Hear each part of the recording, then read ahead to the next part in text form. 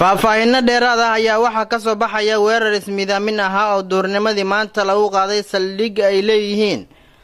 ciidamo ka tirsan dawladda Soomaaliya oo ku yaala degmada Afgooye ee gobolka Shabeellaha Hoose.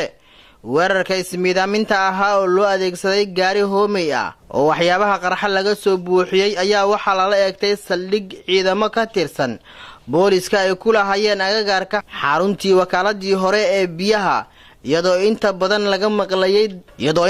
laga maqlay degmada Afgooye iyo tuulooyinka hoostaga. dadku sugan goobta uu qaraxa ka dhacay ayaa waxa ay sheegeen inay arkayeen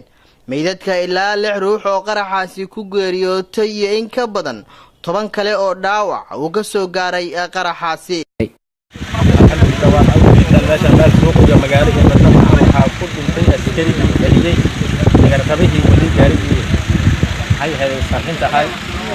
وقرتي هي ويل يرى شعب أحماش مراي يكون انتي يقف كذا داوعنا حلقة فوق شعب وضد إلا ولا استعمال ماشي هذا هو واحد نقطة بعد حل ميدا ماشي الله يخاذي وبيلتي يرى عشرة أو شعب كهاي عسكري كلا الشيء وبيت كيس ماشي وحيا له ويدرك كيس ماشي جدا وما لما هذا واحد ما هي هذا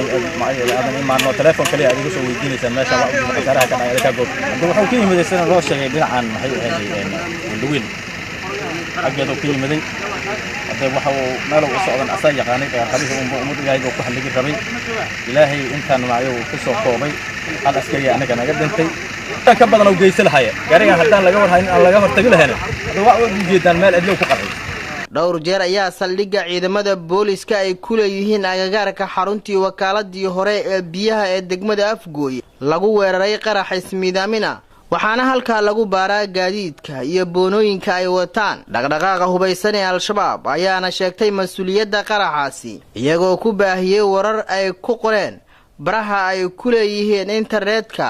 inay ku dileen in ka badan 15 askari.